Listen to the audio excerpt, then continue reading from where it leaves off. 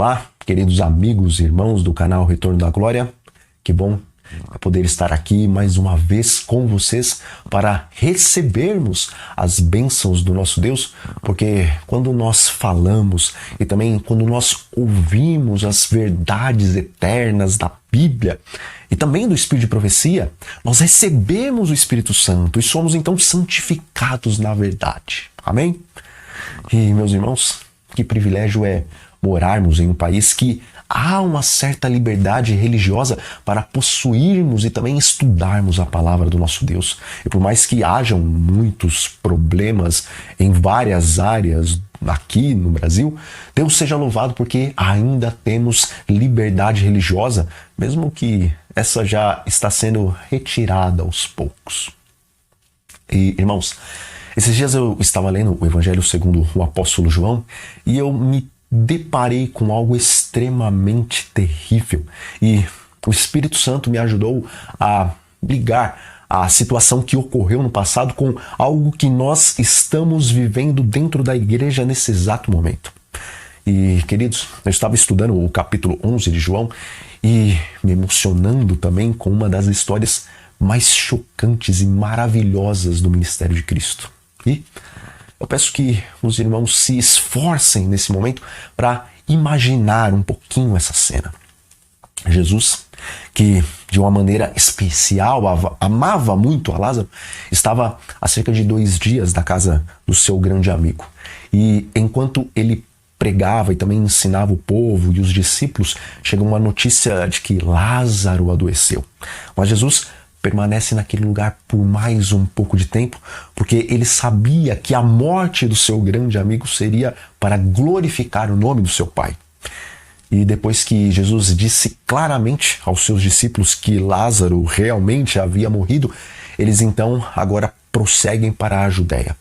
E chegando lá, Jesus fica a uma certa distância da casa de Lázaro e então Marta vem ao seu encontro e com uma voz de agonia e com lágrimas nos seus olhos, ela disse que se Jesus tivesse vindo antes, certamente o irmão dela não teria morrido.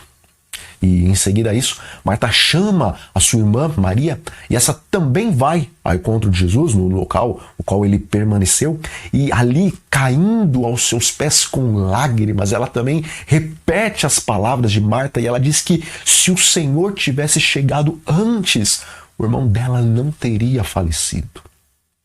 Bom, os judeus que estavam lá no velório, quando viram Maria sair correndo, eles também foram atrás dela e acabaram vendo a cena dela se aproximar de Jesus e dizer para ele aquelas palavras. E lá no e-book do livro O Desejado de Todas as Nações, na página 373, diz assim: Jesus lia o coração de todos os que ali estavam reunidos. Viu que da parte de muitos não passava de simulação que apresentavam como demonstração de pesar. Sabia que alguns no grupo, manifestando agora hipócrita tristeza, estariam sem muita demora planejando a morte não somente do poderoso operador de milagres, mas daquele que estava para ser ressuscitado. E por causa disso, irmãos, Jesus chorou. E logo ele pediu para que o levassem até onde Lázaro estava sepultado. E meus amigos, pedindo para que removessem aquela pedra, o Salvador da humanidade olha para o céu e ora ao seu Pai, agradecendo porque esse sempre o ouvia e agradecendo também porque tal milagre que estava para acontecer seria operado para que os que estivessem ali vissem e crescem.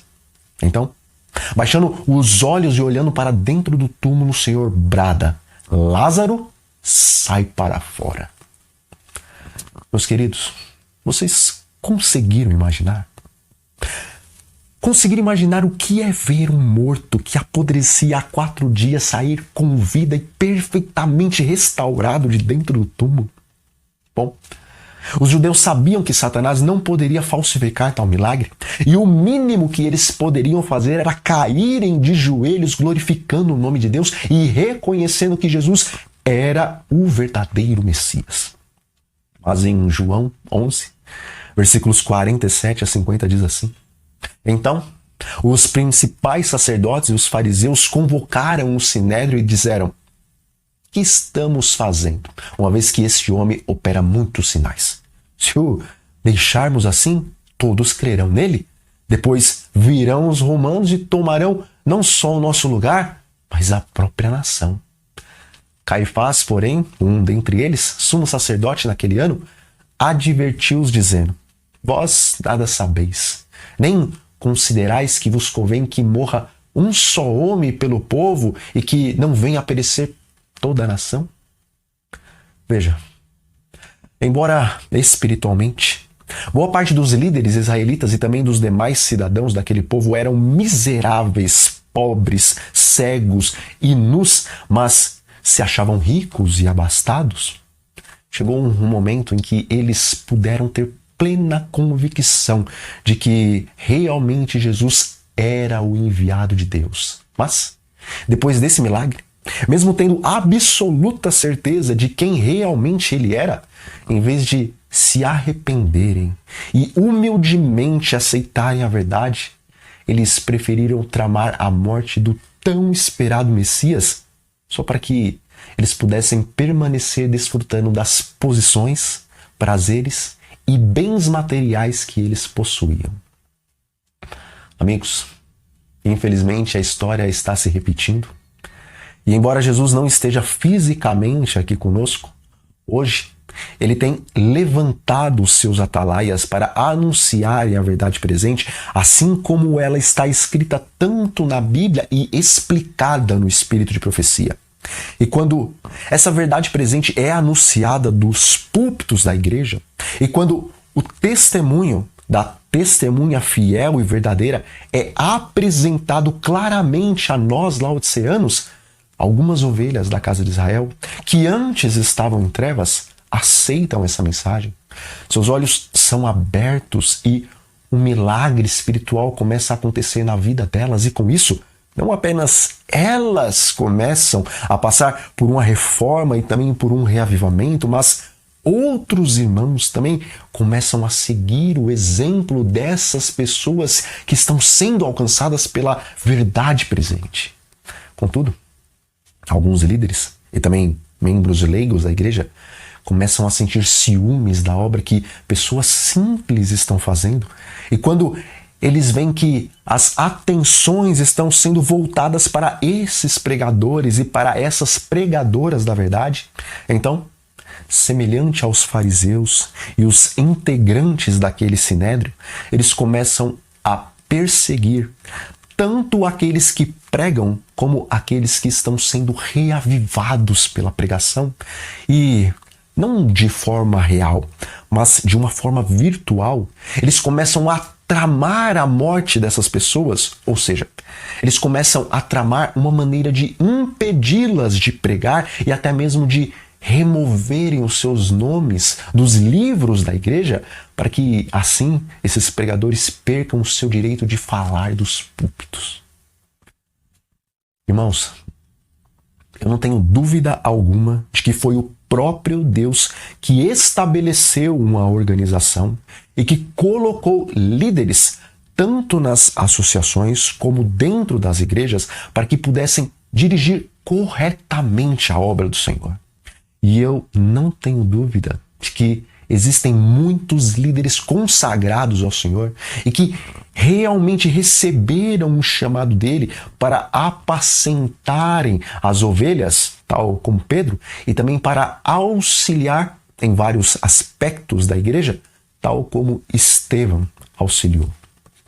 Mas ao mesmo tempo que eu tenho essa certeza, eu também sei que, assim como Caifás, Anás e outros membros do Sinédrio não foram colocados ali por Deus, também existem pessoas que estão à frente da obra e também existem muitos irmãos leigos que estão dentro da igreja que não foram trazidos por Deus. E muitas vezes essas pessoas não apenas deixam de pregar a verdade, mas elas fazem campanhas satânicas para que a verdade seja abafada, porque se o povo entendesse realmente a verdade presente, tais pessoas iam perder a sua posição, a sua reputação e também o seu salário mensal.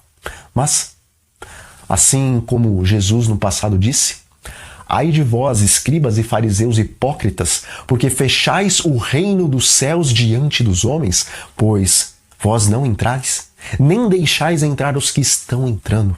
Hoje, o Senhor, através da sua profeta, também diz assim: esses cães mudos que não querem ladrar são aqueles que sentirão a justa vingança de um Deus ofendido.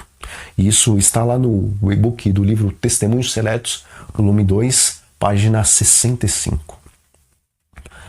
Amigos, eu não sou o sinete da perfeição com relação à verdade. Mas de uma coisa eu sei. Eu tenho orado e eu tenho suplicado a Deus que não me deixe desviar nem para a direita, nem para a esquerda, para que eu não desvie do caminho e nem faça com que outros que me assistem venham a desviar. E que Deus me ajude a não ser uma pedra de tropeço na vida dos meus irmãos, e que Deus ajude a cada um de vocês a não serem pedras de tropeço para os mensageiros da verdade presente e nem para aqueles que querem viver sinceramente essa verdade que Deus nos deixou. E oremos para que os Saulos da atualidade dentro da nossa igreja se transformem em Paulos pelo poder de Deus, para que, em vez de perseguirem a verdade essencial para esses nossos dias, eles passem a exaltá-la e também vivê-la. Bom, nós vamos ficando por aqui, meus irmãos, e que a paz de Jesus Cristo permaneça sobre cada um de vocês. Amém? Então, um grande abraço a todos e até a próxima.